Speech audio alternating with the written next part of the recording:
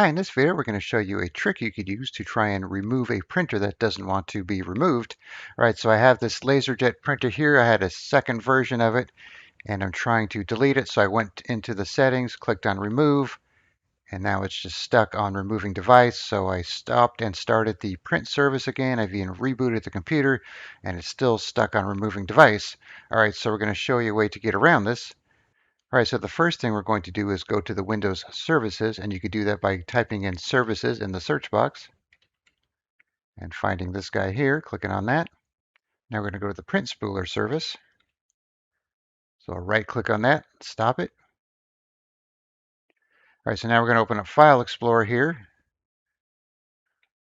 and go to C:\Windows System 32 Spool Printers. Press Enter, and it's going to tell you don't have permission. So you'll have to be a local administrator to do this. So just click on Continue.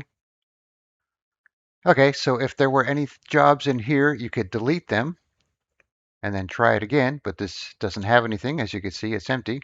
So next we're going to open an administrative command prompt by typing CMD in the search box here. I'm going to run it as administrator. All right, but before we do the next step here, we're going to restart the print spooler again. All right, so now we're going to force it with the command here, net stop spooler. Now we're going to try and start it again. So we'll just change this to start. Okay, so now let's go back in here,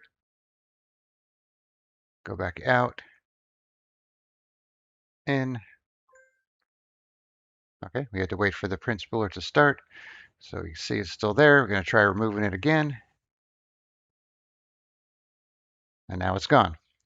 All right, so as you can see, you may take a couple steps to do it. So, of course, the first thing you'd want to do, come to Services, right-click the print spooler, stop it, and restart it.